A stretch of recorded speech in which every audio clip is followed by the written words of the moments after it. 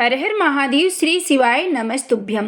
दर्शकों, आज आपको इस कथा में, जो कल की कथा में आपको पूजनीय पंडित जी वट वृक्ष का वर्णन किए हैं, बेलपत्र, नीम और आंवले का, सबसे पहले तो उसके बारे में जानकारी देते हैं। उसके बाद आपकी 19 जनवरी सोमवार को गुप्त नवरात्रि का पहला दिन है, तो गुप्त नवरात्रि में आपको कौन सा उपाय करना चाहिए जिससे आपकी मनोकामना पूरी हो, उसके बारे में भी चर्चा करेंगे। तो जो भी भाई बहन चैनल पे पहली बार आए हैं, चैनल को जरूर सब्सक्राइब करें और वीडियो के अंत तक आप बने रहें। जो भी उपाय बताते हैं, पूजनीय पंडित जी की कथा सुनकर समझकर आपको समझाने का पूरा प्रयास करती हूँ। तो पहले हम चलते हैं, जो कल की कथा में आपको पूजनीय पंडित जी वट वृक्ष, आंवला और बेल पत्र का वर्णन किए हैं। क्योंकि पूजनीय पंडित जी हर कथा में कहते हैं कि पीपल के वृक्ष के नीचे दीपक जलाएं, आंवले के वृक्ष के नीचे दीपक जलाएं, सोमवार के दिन बेलपत्री के वृक्ष के नीचे दीप जलाएं। तो दीपक जलाने के लिए पूजनीय पंडित जी क्यों कहते हैं, इसके बारे में आज आपको जानकारी मिलेगी। कमेंट में हर हर महादेव जरूर लिखें।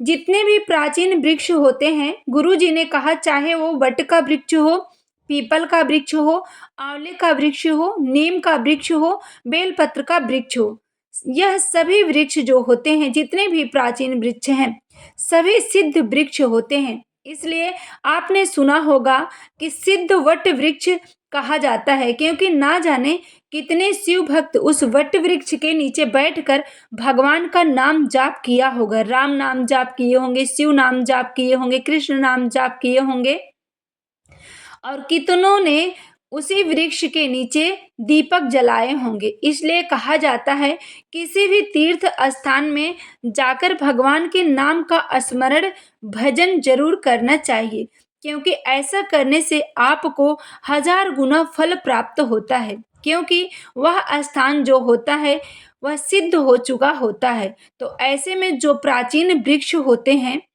प्राचीन जो जगह होती है, स्थान होते हैं, वहाँ पर जब हम पुण्य का कर्म करते हैं, नाम जाप करते हैं, दिया लगाते हैं, भगवान का स्मरण करते हैं, और वहाँ पर बैठकर हमको 1000 गुना फल की प्राप्ति होती है जब हम वहाँ पे बैठते हैं। इसलिए तीर्थ स्थान में जाकर भगवान का नाम स्मरण जरूर करना चाहिए।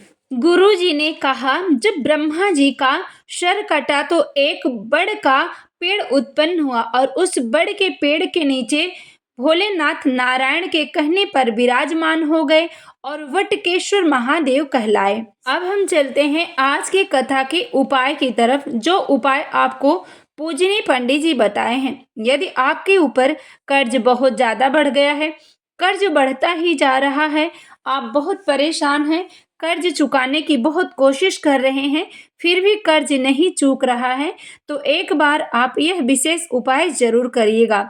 कर्ज को चुकाने के लिए आपको वट वृक्ष के नीचे जाना चाहिए, और उस वट वृक्ष के नीचे, जिसके नीचे भगवान शंकर जी की शिवलिंग विराजमान हो, अपने घर से 1 लोटा जल और 1 बेल पत्र लेके जाना है। सर्वप्रथम उस शिवलिंग पे बेल पत्र आप वटकेश्वर महादेव का नाम लेकर चढ़ाएं।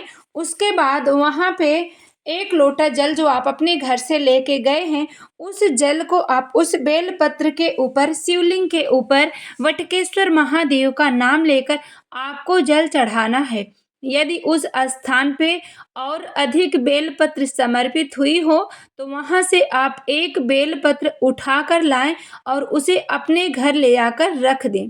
और यदि बेलपत्र अर्पित नहीं है, तो आपको जो खुद से आपने बेलपत्र अर्पित किया है, उसी बेलपत्र को बटकेश्वर महादेव से निवेदन कर कर उसे प्राप्त करें। यानी कि उसे आप अपने साथ अपने घर ले आएं, और जब किसी कार्य के लिए आप बाहर जा रहे हैं, तो आप उसे अपने साथ लेके जाएं। आपके कार्यों में सफलता जरूर मिलेगी।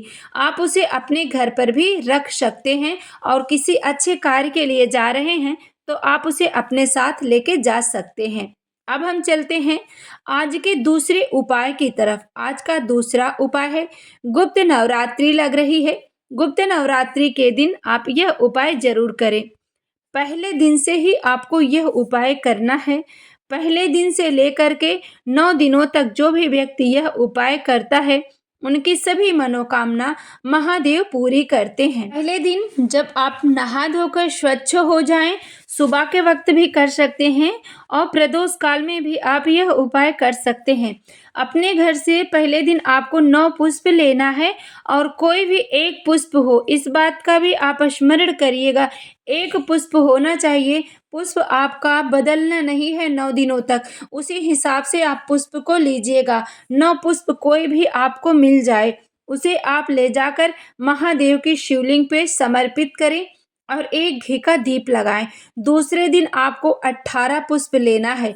इसी तरह से रोजाना 9 पुष्प में 9 पुष्प, फिर उसके बाद 18 पुष्प जोड़ते हुए रोजाना 9-9 पुष्प आपको बढ़ाते चले जाना है और जा कर के आखिरी दिन इकट्ठे 9 दिनों का पुष्प आपको जोड़ करके भगवान शंकर जी के शिवलिंग पे समर्पित करना है। यानी कि पहले दिन 9 पुष्प, दूसरे दिन उसमें एक दिन का फिर जोड़ लेना, दूसरे दिन 18 पुष्प, तीसरे दिन 27 पुष्प और चौथे दिन 36 पुष्प और पांचवें दिन 45 पुष्प, छठवें दिन 54 पुष्प। इसी तरह से आप रोजाना उसमें जोड़ते हुए पुष्प की संख्या बढ़ाकर यदि शिवलिंग पे समर्पित करते हैं तो आपकी जो भी मनोकामना है, आपकी मनोकामना अवश्य पूरी होगी। 9 दिनों तक आप लगातार किसी भी नीम के वृक्ष के नीचे उसमें 5 लौंग डालकर 1 लोटा जल अवश्य समर्पित करें और पहले दिन आप बेलपत्री के वृक्ष के नीचे एक घी का दीप